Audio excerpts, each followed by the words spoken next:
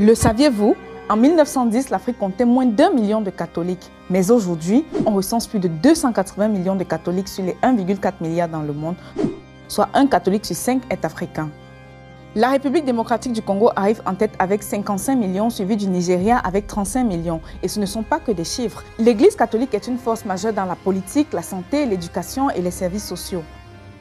Dans l'état de Benue au Nigeria, qui compte le plus grand nombre de catholiques du pays, le révérend Père Hyacinthe Alia s'est présenté au poste de gouverneur et il a gagné. Vous vous demandez peut-être qui était son principal adversaire, Titus Uba, également catholique. En République démocratique du Congo, certains estiment que les évêques catholiques ont joué un rôle clé dans le changement politique de 2019. Au Cameroun aussi, le clergé catholique appelle déjà à des élections libres, pacifiques et transparentes en octobre prochain. Mais l'influence de l'Église catholique ne s'arrête pas à la politique. Le saviez-vous?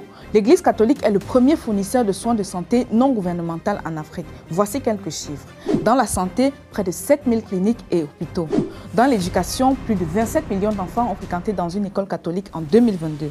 Concernant la protection sociale, des milliers d'orphelinats et de foyers pour personnes âgées. L'Église catholique façonne les sociétés africaines depuis des générations, bien avant la naissance de certaines démocraties. Et elle continue encore aujourd'hui à combler un vide essentiel.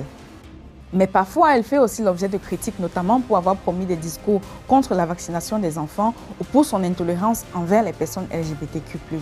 Et vous, quelle est votre expérience avec l'Église catholique là où vous vivez?